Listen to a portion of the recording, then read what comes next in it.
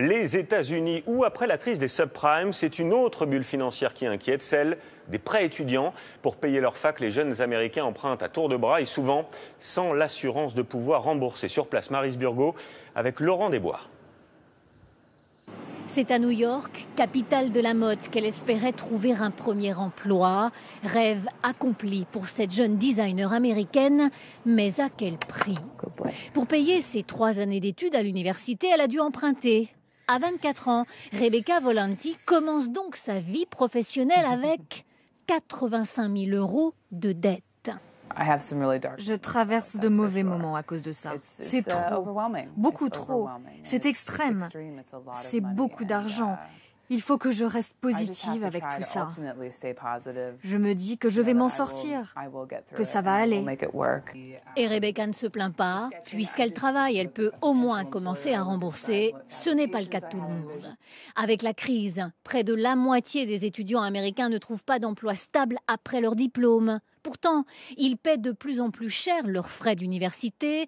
De 12 900 € par an en moyenne en 2006, ils sont passés à 15 700 €. Moi, je ne voulais pas m'engager dans 4 ans d'université et me retrouver avec 20 000 ou 40 000 $ de dette. Et surtout en n'étant même pas sûr de trouver un emploi. Et c'est le monde à l'envers. Ce brillant jeune homme est convaincu qu'étudier n'est pas un bon investissement pour l'avenir, c'est trop cher.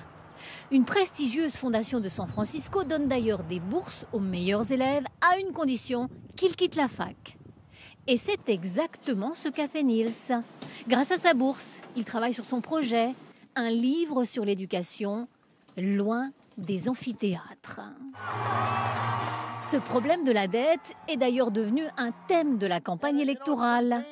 En meeting devant des étudiants cette semaine, Barack Obama n'hésite pas à citer son propre exemple. C'est une chose que ma femme Michelle et moi-même connaissons très bien. On est passé par là. Aucun de nous ne vient d'une famille riche. Tous les deux, on est sortis de la fac de droit avec une montagne de dettes. Barack Obama et son épouse ont d'ailleurs fini, il y a 8 ans seulement, de rembourser leurs prêts étudiants. Aujourd'hui, la dette étudiante est de 1 000 milliards de dollars aux États-Unis. Un invraisemblable montant. Il hypothèque l'avenir de toute une génération.